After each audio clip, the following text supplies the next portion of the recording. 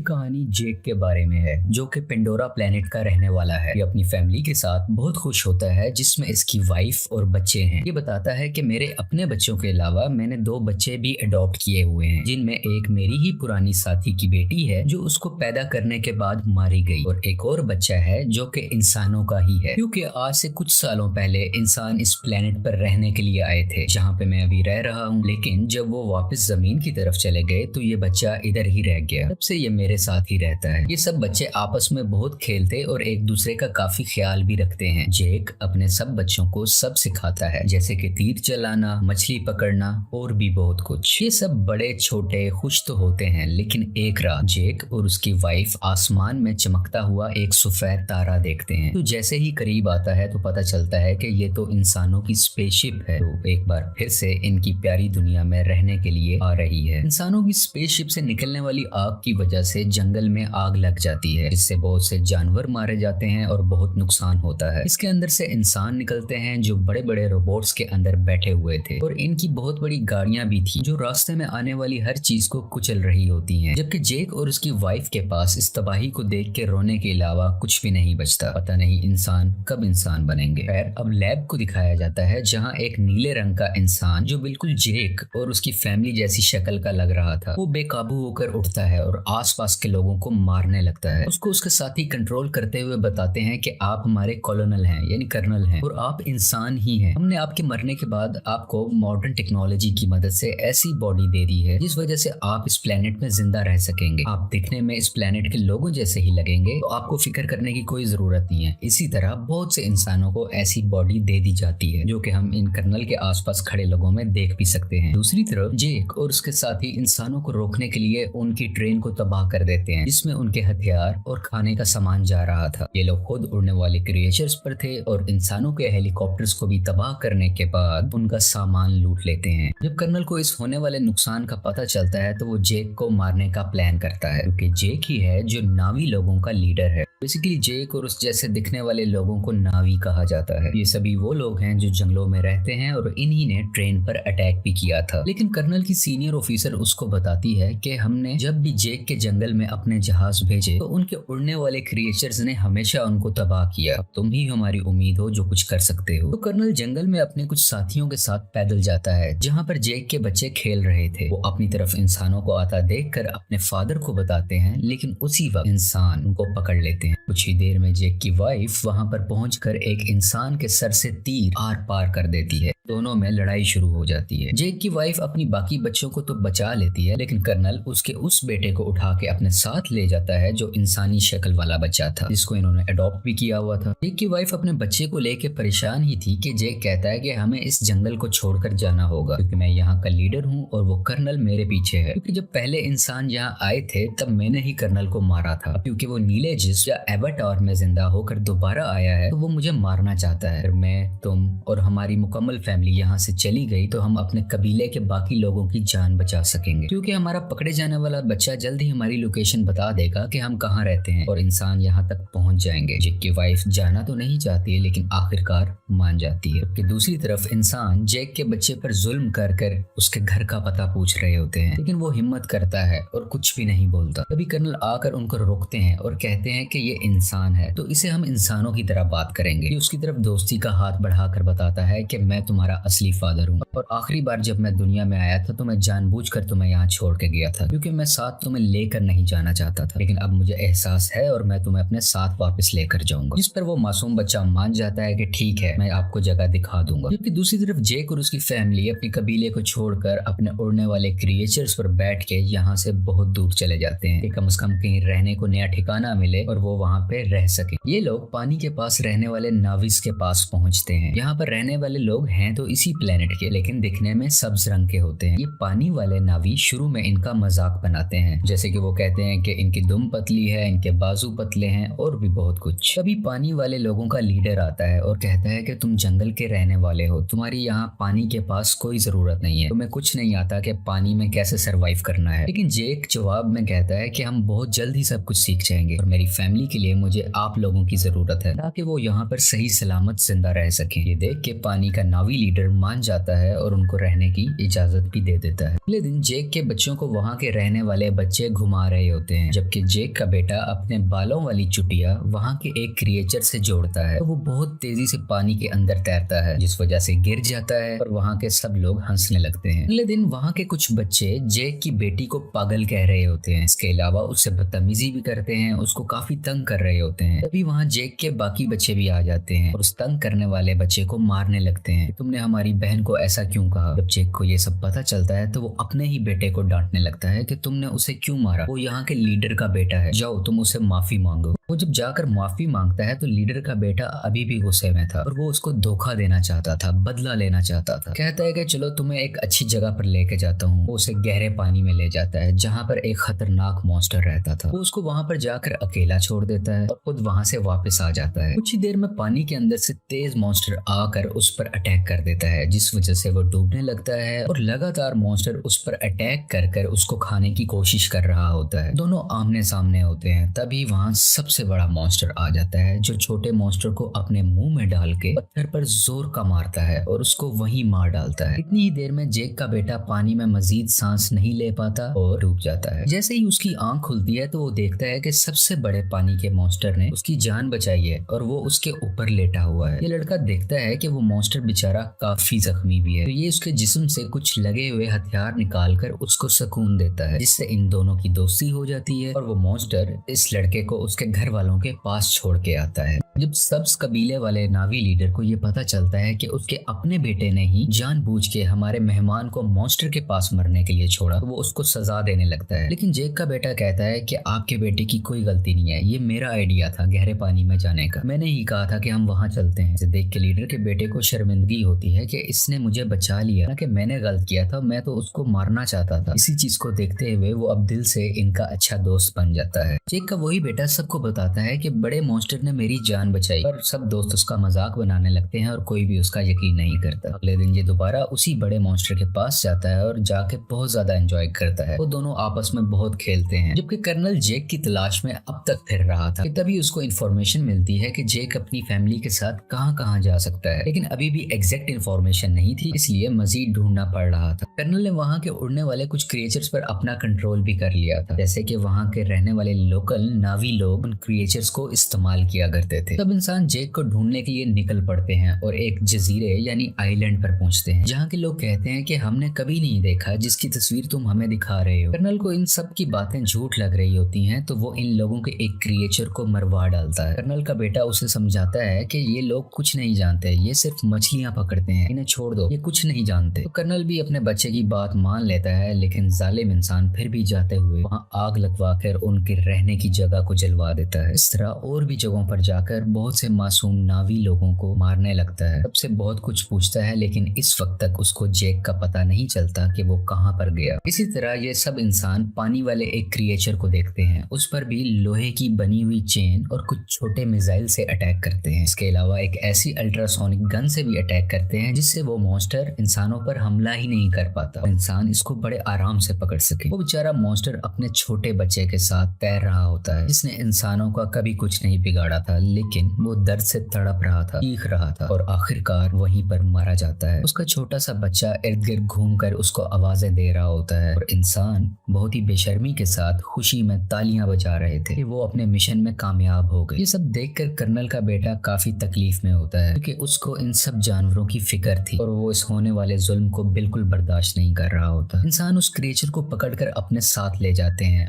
उसके मुंह के अंदर जाकर ड्रिल मशीन से उसके मुंह के ऊपर वाले हिस्से में सुराख करते हैं, जिसके अंदर से एक पीले रंग का लिक्विड निकलता है, जो कि एक ऐसा पानी है कि जो भी पिएगा उसकी उम्र बहुत कम स्पीड से बढ़ेगी, यानी उसको जिंदा रहने के लिए बहुत से साल मिल जाएंगे और वो जल्दी नहीं मरा करेगा। और इस लिक्विड की कीमत भी करोड़ों डॉलर्स में है, इसको ये मार्केट में बेच के बहुत पैसा कमाने वाले हैं। अगले दिन मरने वाले मॉन्स्टर क्रिएचर को सब्ज नावी लोग देख लेते हैं। उसके बाद जेक को बुरा भला कहने लगते हैं कि तुम्हारी वजह से इंसान इधर तक पहुंच गए और अब वो हमारे क्रिएचर्स को मार रहे हैं और बहुत जल्द हमें भी, इसलिए जो भी हुआ सो हुआ। ग्रीन नावी लीडर कहता है कि हम इंसानों से मुकाबला करेंगे, इसके कुछ देर बाद ही जेक का बेटा सबसे बड़े मॉन्स्टर से एक बार फिर मिलने जाता है और देखता है कि उसके ऊपर एक एंकर जैसी डिवाइस लगी हुई है, जिसकी वजह से उस मॉन्स्टर को उस डिवाइस ने वहीं रोका हुआ था और वो वहां से हिल ही नहीं पा रहा था, क्योंकि इंसान उस लिक्विड को हासिल करने के लिए और भी मॉन्स्टर्स को मारने का इरादा रखते हैं। और इस बार बारी है जेक के बेटे के बड़े मॉन्स्टर की, जो साइज में भी बहुत बड़ा है और उसमें से लिक्विड भी बहुत ज्यादा निकल सकता है। इसलिए इंसान अब इस मॉन्स्टर को मारना चाह रहे हैं। बेटा और बाकी भी उसके पास होते हैं, जबकि इंसान इस तरफ बढ़ रहे होते हैं। कर्नल भी इन बच्चों को वहां दूरबीन से देख लेता है। जेक और लीडर को पता चलता है कि उनके बच्चे खतरे में हैं और वो अपने हथियार उठाकर उन्हें बचाने के लिए निकल पड़ते हैं। बहुत मुश्किल से बच्चे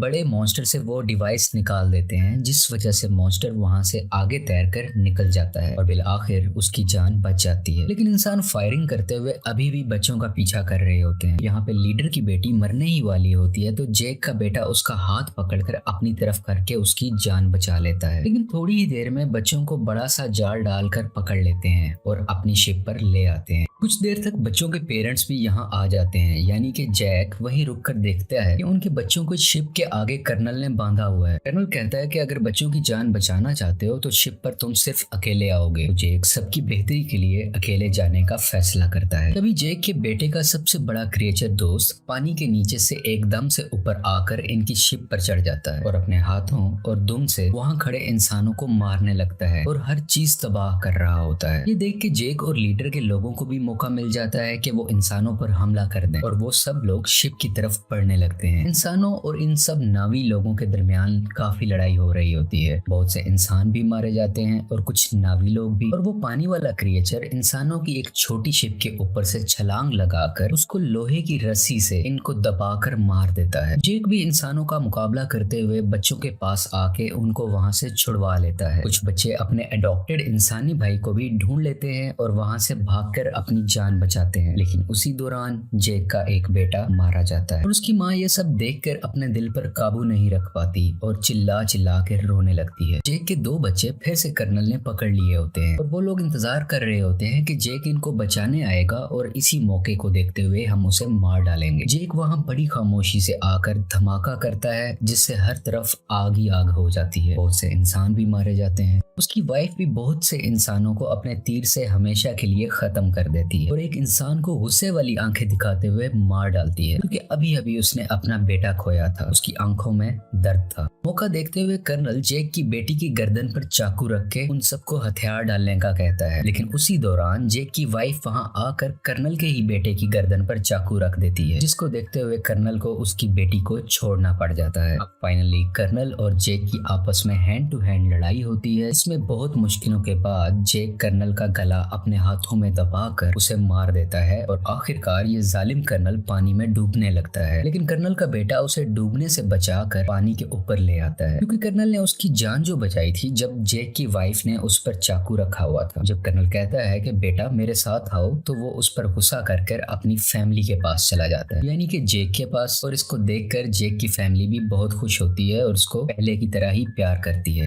फिर में जेक अपने मरने वाले बेटे को पानी के अंदर दफना देता है और उस वक्त उसको सब पुराना याद आ रहा था कि मेरा बेटा जो आज मरा है उसको मैंने कैसे अपने हाथों में उठाया था जब वो पैदा हुआ था, और आज अपने ही हाथों से दफन भी कर रहा हूँ। और इस फिल्म की कहानी यहीं पर खत्म हो जाती है।